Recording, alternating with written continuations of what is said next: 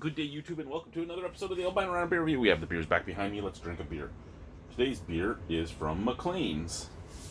I haven't had something from Macleans in a long time. Charles Maclean owns Macleans, and in 1978 he had two loves: motorcycles and a good beer. And he went to England to drive a motorcycle across and through all the different counties, and he got drinking and he loved it all, and he made a brewery. This is Grapefruit Lager. It's 4% alcohol by volume. It says, we took our light, crisp, refreshing lager and added a hint of grapefruit flavor. Ingredients: water, malted barley, dextrose, hops, yeast, grapefruit flavoring. Contains barley. Why would you use grapefruit flavoring? Why wouldn't you use grapefruit?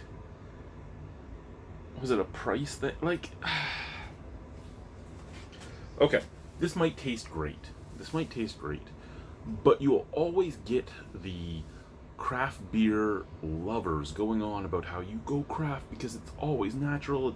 It uses everything natural. There's never flavorings. There's never this. There's never that. And I mean, don't get me wrong. I understand that a lot of things that are used aren't unnatural at all and aren't bad. There's a lot of different things like there's filtering abstracts. Like you can use different types of solubles and stuff that you drop into the beer, and it sucks in the particulates, and then it filters out easily. There's stuff like that you can use that, you know, most craft beer guys are like, no, we would never use that. We just don't filter, or we just go through a DE filter, or we go through a canister filter, and that's it. But there's a lot of breweries that do that. Then there's flavorings like this one. There's a lot of breweries that are like, no, we would never do that. That, you know, it needs to be all natural. There's a lot of craft beer drinkers that are like, no, it needs to be all natural. And I mean, I get that it's not necessarily unnatural, but I don't understand why so many people in the craft beer industry will go after the big guys for doing it, but the little guys do it just as often. If not more often, because there's so many more little guys doing it than there are big guys doing it, because there's only a couple big guys, and yeah, they might do it for X amount of their beers, which is all their fruit flavored beers. But I mean, when you add all the little guys doing it with fruit flavored beers, it's probably close to the same ratio of how many fruit flavored beers have that in it. Well, I shouldn't say the same ratio, but the same number, because ratio, there's the ratio of fruit flavoring to real fruit is a lot less in the craft industry, but just the amount of fruit flavored beers that have fruit flavoring in the craft industry may equal to the amount of fruit flavored beers that have it in the other industry.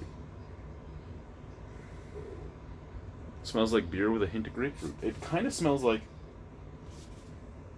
you know what? Out of the can, it kind of smells like a sulfuric fart, which is your usual, like, Euro lager type of scent, mixed with Coors Light grapefruit, which I drank last night. My buddy sent me a can of that, and I drank it last night. I'd already reviewed it. I forgot I had reviewed it, and he sent me it, and it doesn't taste bad.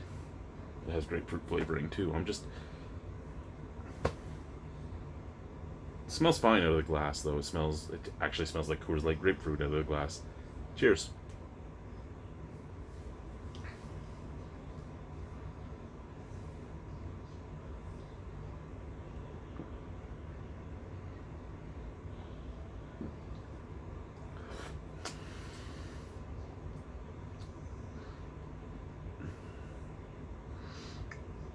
It tastes just like Coors Light grapefruit. I mean, the only real difference is this has a little bit more of a straw flavor to it. A little more of a straw and a tiny bit of breadiness at the back end that isn't really apparent in the Coors Light grapefruit that's here. I can't say I dislike it, because I don't dislike it. I actually would buy that. I would actually drink that. I'm just making fun of the fact that he didn't use real grapefruit, but I understand why he didn't. Well, there could be two reasons. One, price. Flavoring was probably a lot cheaper. Two, getting the ratios right to just have a hint of grapefruit flavor, and actually to have that hint of grapefruit flavor would probably be fairly difficult with real grapefruit. Where if you're using real grapefruit, you would think, or grapefruit juice or anything like that, you would think that you want like a punch of grapefruit, not just a hint.